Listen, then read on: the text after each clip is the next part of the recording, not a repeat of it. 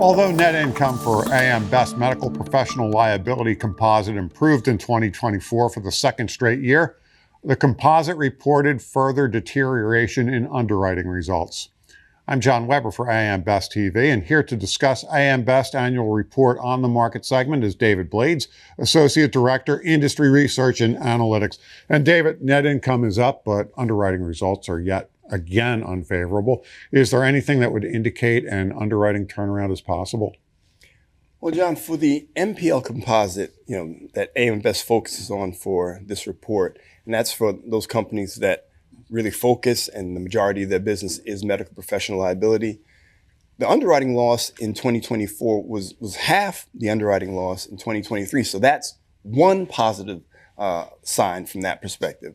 But the challenges from the dissipating impact or positive impact from prior year loss reserves, the loss reserve cushion, and also just rising claim severity, that's been very troubling for the MPL companies. They've obviously taken a lot of actions with regards to rate adequacy to try and combat that.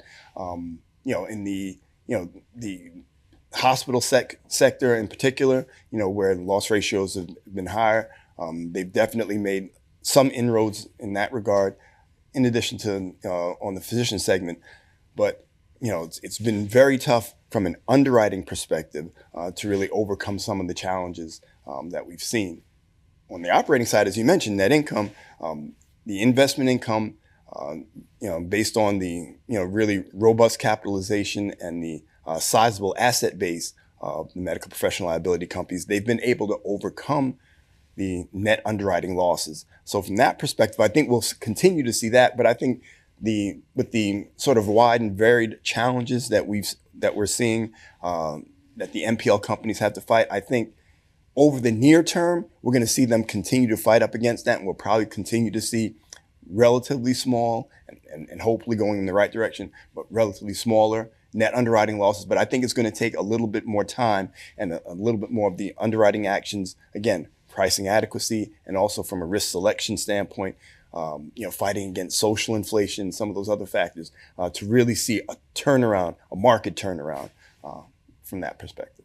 Now, attacks on tort reform laws have been ramping up. Third-party litigation is still prominent, as are nuclear verdicts.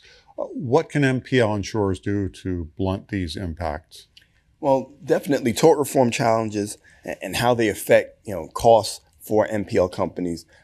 That's something that they're very well aware of, and it's something that they're baking into, obviously, their rates and also into their reserves.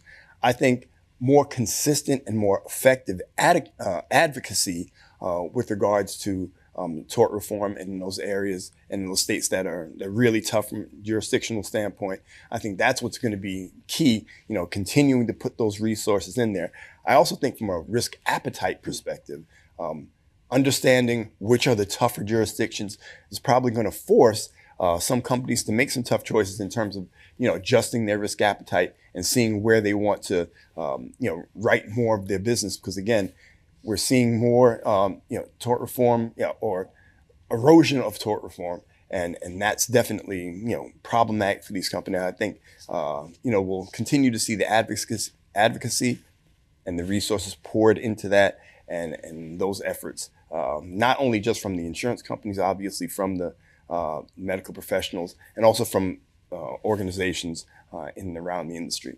From the standpoint of kind of fighting social inflation, I think, medical professional liability insurers and their insurers are really trying to focus on more effective risk management. That's, one of the key things in terms of just understanding, the overall risks that are that they're facing from the standpoint of what they can do to help combat, social inflation.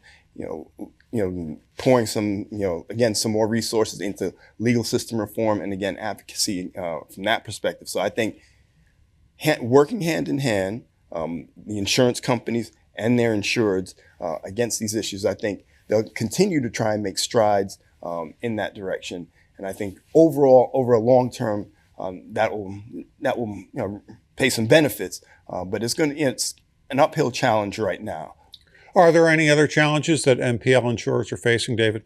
Yeah, I think when you think about cybersecurity, for example, and again, that's something throughout the marketplace, but definitely with regards to medical professional liability and just hospitals and physicians, because of the sensitive information and the wealth of information that they gather for their patients, they definitely are always worried about improving cybersecurity. So that's definitely one challenge that we see that they'll continue to battle, and going forward, we'll continue to see how they make strides in that area.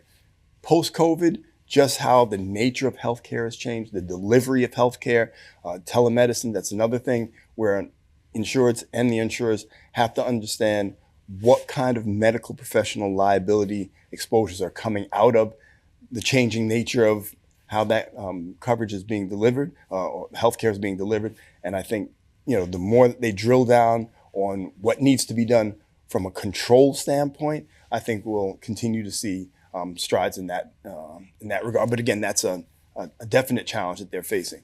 Also, economic inflation and how that's impacting rising costs and claim severity. Social inflation is impactful in that regard. So I think those particular challenges, I think, will continue.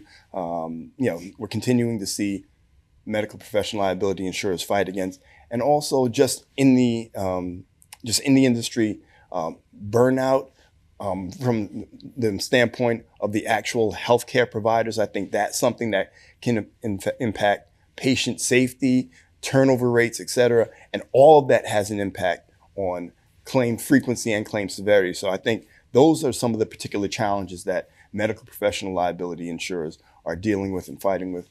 Again, teaming with their insureds to make a better stand against those challenges. And again, I think those efforts over time will have a positive benefit on the medical professional liability industry.